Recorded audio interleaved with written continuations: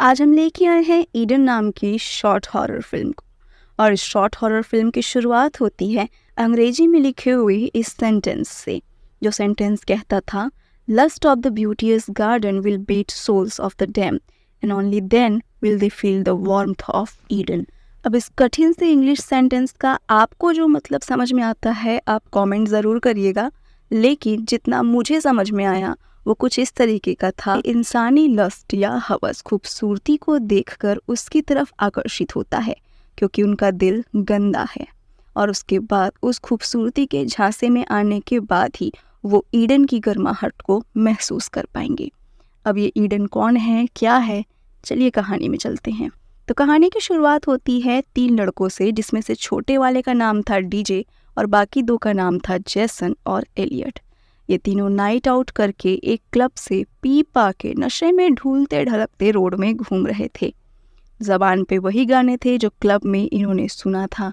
Club की लड़कियों के बारे में बात कर रहे थे, उनकी बॉडीज़ के बारे में बात कर रहे थे, फिर किसकी गर्लफ्रेंड ज़्यादा सुंदर है इस बात पे भी उनका झगड़ा हुआ। पर जैसे कि लड़कों का झगड़ा सिर्फ थोड़ी देर के लिए होता है और उसके बाद फिर से वो भाई भाई खेलने लगते हैं। लड़कियों जैसा थोड़ी कि झगड़ा किया और दूसरे का मुंह ही नोच लिया। तो ये लड़के झगड़ा करते थे, सॉर्ट आउट होता था, फिर 2 कदम आगे जाते थे, फिर मस्ती मजाक करते थे, और इस बीच में छोटे वाले डीजे की जेब से कब एक पॉकेट नाइफ AKA चाबी नीचे गिर गई उसे पता ही नहीं चला। अब वो गाना गाते गाते अपनी खूबसूरत लाल कार के पास पहुंचे। इस लाल कार में भी वो झगड़ा करने लगे कि गाड़ी को कौन चलाएगा। तो लास्ट में डिसाइड हुआ कि जो कम पिया है वो चलाएगा। फिर फॉरेन कंट्रीज़ में भी पीने पे गाड़ी चलाने पे फ़ाइन लगता है और पैसा सबको प्यारा होता है। ये तीनों लड़के कार में बैठे और छोटे वाले लड़के को एहसास हुआ कि इसकी चाबी तो कहीं गिर गई है, इसलिए वो भागते हुए अपनी चाबी को खोजने के लिए गया और अपने दोस्तों को कहा कि उसका इंतज़ार करें। अब दोस्त यहाँ पर मज़े से उन फ़ोटोज़ को देखने लगे जो क्लब में उन्होंने लड़कियों की खींची थी और डिसाइड करने लगे कि इसमें से कौन लड़की किसकी भाभी बनेगी, यानी कौन लड़की किसकी गर्लफ्रेंड बनेगी और अगले इंसान की भाभी बनेगी। वो यहाँ पे खूबसूरती की नुमाइश कर रहे थे और वहाँ छोटा डीजे घूमते घूमते अपनी चाबी के पास पहुँच चुका था। वो चाबी एग्जैक्टली उसी जगह पर पड़ी हुई थी जहाँ वो पहले गिरी थी। चलो शुक्र है किसी चोर ने उठाया नहीं। और जैसे ही वो अपनी चाबी को लेकर खुश हो रहा था कि पीछे से एक खूबसूरत लड़की ने उसे आवाज़ लगाई मदद करने के लिए। अब लड़कों का मन तो चंचल भौरा होता है। लड़की को देखकर वो पहुंच गया लड़की की मदद करने, ये सोचकर कि मदद करने के बहाने दोस्ती हो जाएगी और मेरे दोस्तों को उनकी भाभी मिल जाएगी। और सबसे पहले लड़की के पास पहुंचकर उसने जो सवाल पूछा वो था कि तुम इतनी ठंडी में यहाँ क्या कर रही हो, आओ तुम्हें गर्माहट दूँ। और इससे पहले कि वो आगे और कोई डायलॉगबाजी करके खुद को शाहरुख खान प्रूफ कर पाता, उस लड़की ने आगे देखा ना पीछे एक चाकू से सीधा डीजे का गला रेत दिया।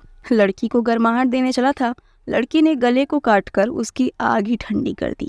वो तड़प तड़प कर ज़मीन पे अपना ब्लड डोनेट कर रहा था और एक्सेसिव ब्लड लॉस के कारण उसकी मौत हो गई। काफ़ी देर तक जब डीजे वापस नहीं आया तो जेसन और इलियट को उसकी फिक्र होने लगी। भाई अपना दोस्त तो अपना दोस्त होता है, लड़की की फ़ोटो कब तक देखते रहेंगे।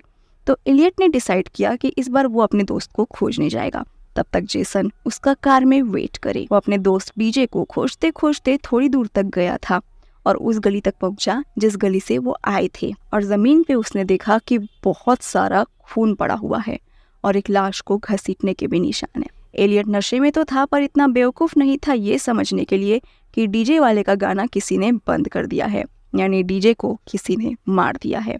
तो वो सर पे पैर रखा और उल्टा भागने लगा अपने कार की तरफ, और साथ में वो जेसन को जोर जोर से आवाज देने लगा कि Jason Jason open the door, Jason दरवाजा खोलो। और जेसन ने पीछे देखा कि उसका दोस्त इलियट भागते हुए आ रहा है पर डीजे उसके साथ नहीं है।